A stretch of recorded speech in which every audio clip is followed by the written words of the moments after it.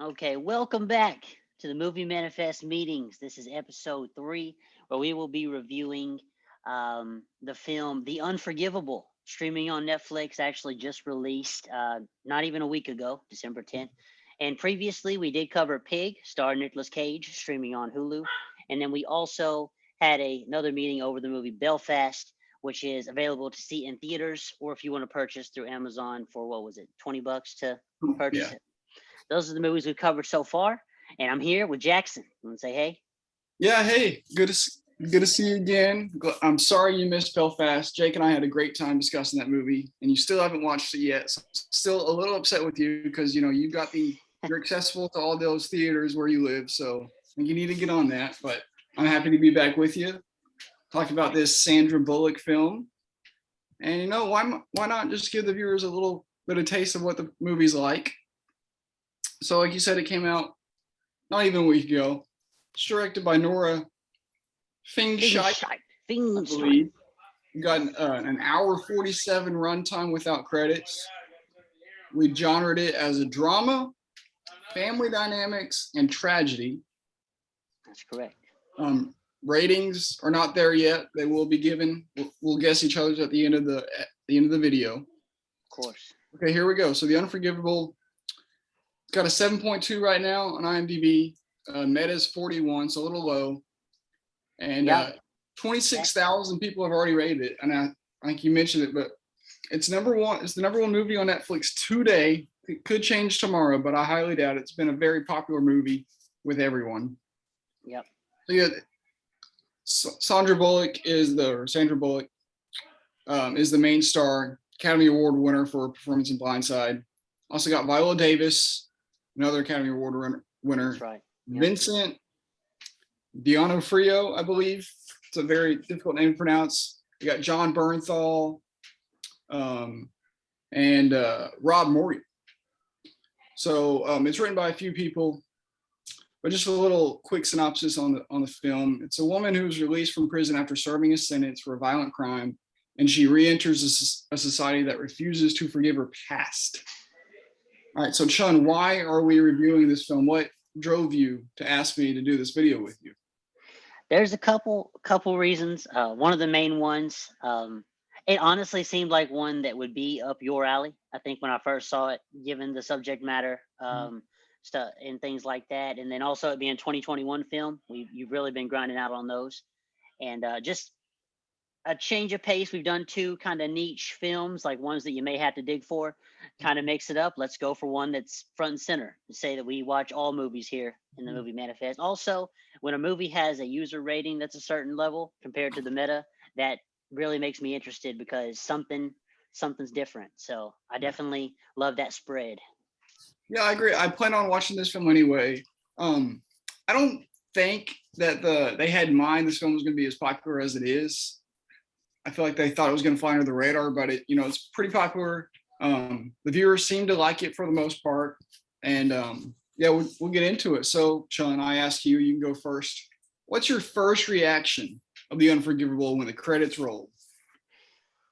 First reaction when the credits roll for me, and just to try to, this also just to clarify, is not going to be a spoiler review. There'll be a continued conversation later where we'll get into spoilers, but is that I felt like this had a lot of good pieces, a lot of good things going for it, some factors that I really feel like it handled well. But then I also feel like it kind of lost sight of what it was trying to be and maybe added a little too much. And then toward the end, I just kind of wanted certain parts. And then when certain parts were thrown in, I was like, I don't know if I need that. And so the obvious takeaways, though, for me are Sandra Bullock. I mean, I feel like she really dug. And a lot of people would refer to her, I think some even did refer to her as a has been. I would have to disagree. I mean, she steps up in front of the camera and I buy every second of it. She has won Best Actress. I don't know how you can has been a Best Actress. Even if people could say for The Blind Side, some people say that the woman from Precious was snubbed by the Academy. But I mean, that'd be where we would need Spencer's opinion because I never did see Precious, but I do know that Sandra Bullock definitely delivered in The Blind Side. So she really brought it. And Viola Davis, man, that she only, yep, for the part she was in, really felt like she delivered. And the guy, Donofrio, he is one that when I saw him step up, he pops up in these weird roles. Like he was in Daredevil series I really loved. He popped up into he was in Full Metal Jacket and a really iconic role as Private Pile. So he definitely has some talent, and I feel like the cast was just in that level. The ones that were at the main forefront really brought it. Yeah, I'd say my first reaction was one of mixed feelings. I also praise Bullock's performance. I think for her in her career, this is like the best role she could take. Yeah, Like, I think this steps on her role in The Blind Side or performance in The Blind Side. I think she was better in this than The Blind Side. She was wow, able to unleash a little bit more of her talents, and it really showed. Um, Me personally, didn't like her character. We mentioned the synopsis. She just gets out of prison for committing a violent crime. What she did, we're not going to spoil it, but it is a little close to me because of um, what I aspire to do in life, and also thought that maybe she should still be in prison for what she did. But that aside, looking at the movie, this is a reality. It's just a film, so I gotta yeah, get past that. I think the movie just didn't have the direction. It just lacked an identity. It tried to be really authentic and like very real, but then at other times it tried to like be something else and tried to like really blend into the Hollywood films that are coming out. And I like, agree. I yeah, agree. so Very blockbustery at also, times. yeah, Bullock was a standout. I'm just surprised why you would get John Bernthal, Viola Davis, um, was it Rob Morgan, Donofrio for these very small roles. I just Yeah, feel like all of them were underused. However, I do think um, what they tried in the film, a lot of it worked. They were able to connect. You're able to connect with all the characters. Maybe not Bullock, but at least maybe just to see things from her side. And you think it is a kind of a feel good story, um, even though there is a lot of sad, upsetting moments, like a a feel lot of bad to feel good a type of lot of thing. forced drama, I would Yeah, say, in there too. So I think that's why I think this movie has been perceived well by just your viewer that pulls up Netflix and sees it, because it is a good film. yeah, But this movie was could have been a very, very great film, but there's just a few things I mentioned. There's just lack of depth. A lot of the minor characters would have even loved to know more about Bullock, maybe help me understand her character more. But yeah, I was just a little yeah. mixed because I love Bullock's performance, but the story just wasn't there for me. And I could, I'm a huge dialogue guy. Could have used a whole lot more dialogue. And then when you talk about the dialogue, I think some people mention this. The writing is very like some would say to the point. It's not very complex, and the writing is very you've heard this before type. And it's funny, the writer is actually the same person who wrote the screenplay for The Town.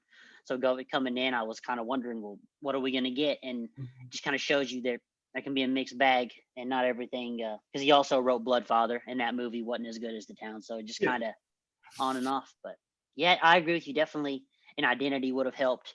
If it took some of the things that it went for and really fleshed them out and got rid of some things, I really think we could have been looking at a potential for one of the better movies of the year. Just because the story, I think, did have promise. I think it definitely had a story with promise.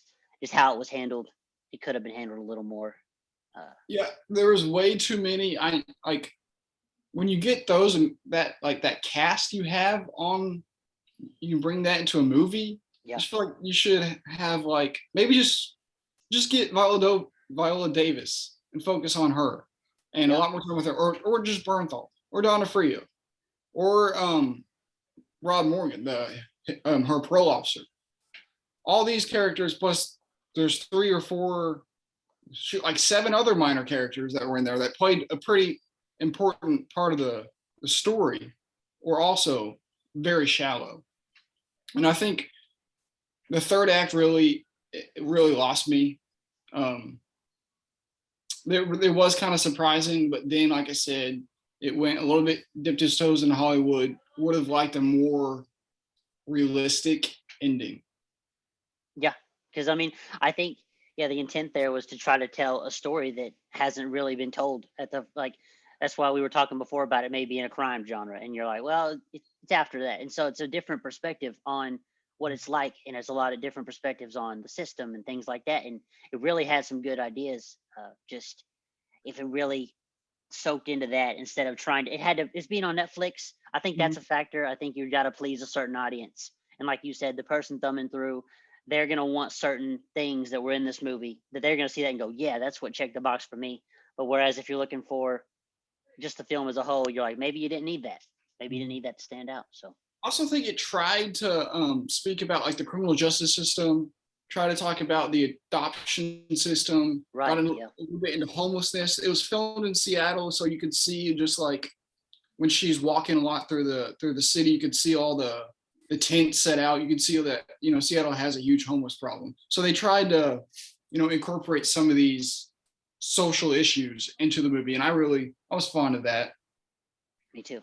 Me too. So, Look, you want to get into ratings? yeah, I feel like this, we don't want to get too deep into the continued conversation. So we could go to the ratings.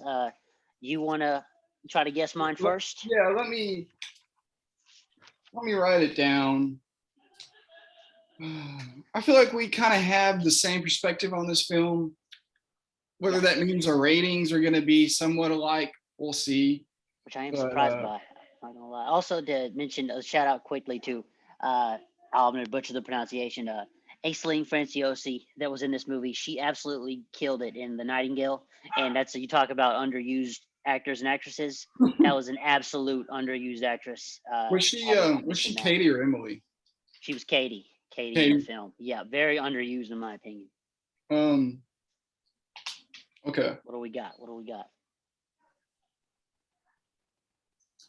Okay. So for you, I think you went low. Okay. I'm going 6.5 for you. Okay. That's pretty low. And I Yeah. actually the continued conversation might justify, but I actually went a little higher. I actually had 7.9. 7.9 actually for Wow. this one. Yeah, yeah. Maybe that What you goes said against about me. the film doesn't really match up with your there's rating. So I there's don't know. I don't know what game you're trying to play here, but the parts, no, the parts that I feel like it's maybe I'm being too generous to the potential of this one, but the parts that I liked, I really liked. There was a lot of love, not a lot of like. It was either love or really didn't like. So maybe that's where the balance kind of went into. I mean, it had potential, but the movie's over. It can't get any better. They're not going to remake it. Okay, Yeah. Well, yeah, but so then also you think about the story and things we couldn't get into. I will say that certain elements did. I was impressed by certain parts of this, but okay, as from a film standpoint, they were able to pull off some stuff that was impressive, with no okay. spoilers, of course. Try and guess mine. Let's See see if where you're you're at. closer than I was. I'm gonna put yours. I'll grab another page. Let's see. We'll go for knowing your skill. We'll try. We'll try this. We'll see it. All right. We'll go for that. If you can see it. 7-1. 7-1. Yeah. That's close. What'd you go for? 6.8.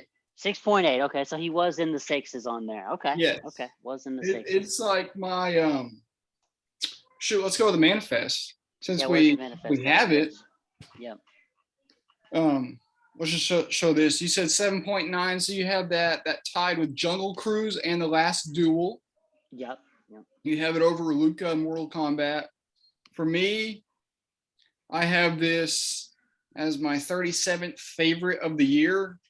I took it over Cry Macho and The Power of the Dog, but could not take it over the Courier with Benedict Cumberbatch.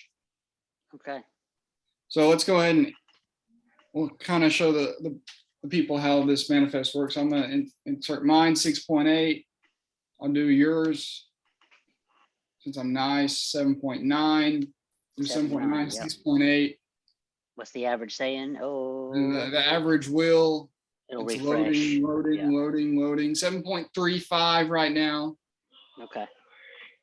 I'd recommend this. I think I would. anyone could get something from the story. Whether it's, I mean, there's something you're going to like about it. I absolutely disliked a little bit more than I like, but Yeah, like I said, this was kind of a personal film to me. It didn't agree with everything that happened, so but you know, it was, I was probably teetering around like a low 6, but there's a couple things that surprised me in the third act, and I think it's one that's probably going to stick with me just a little bit. But right. I probably wouldn't watch it again, but I do have to commend it for trying. So I go 6.8. You went 7.9. I went So 7-9, and I mean, I think the thing I'd leave you with is if you, I will say, if you have a sibling and you have something, a certain relationship going, I know Jackson has a sibling, but like you have a certain sibling dynamic, maybe as the older sibling, there's possible personal connect for this for you if you really dig into it. And like I said before, some of the performances are really good. You get good actors. It's just using them more. And then also, I do understand where Jackson's come from because given the subject matter, and if you knew what he wanted to be and what happened, it makes sense that he did not like a lot of what was going on there because it's a pretty big part of the movie. But I would watch it again. I don't know how much more it'd go up. If anything, it would probably go down because this is one that, with rewatches, I think the shock value would go down, and then it probably end up at about a 7, low 7 for me. But for right now, the highest it could get, I went ahead and threw it 7-9 just because there were some things I really appreciate about it. all right, this was our movie manifest meeting, episode 3 of the movie The Unforgivable, streaming on Unforgivable. Netflix. Number one, it's the number one film on Netflix today. It is. Getting pretty popular, so watch it. We're gonna dive a little bit more into the story, get into spoilers, some discussion, and continue in our continued conversation. So stay tuned for that video. And if you watch the film, you can go and watch that and see our views on it. That's true. Yeah, we appreciate you for watching. Until next time.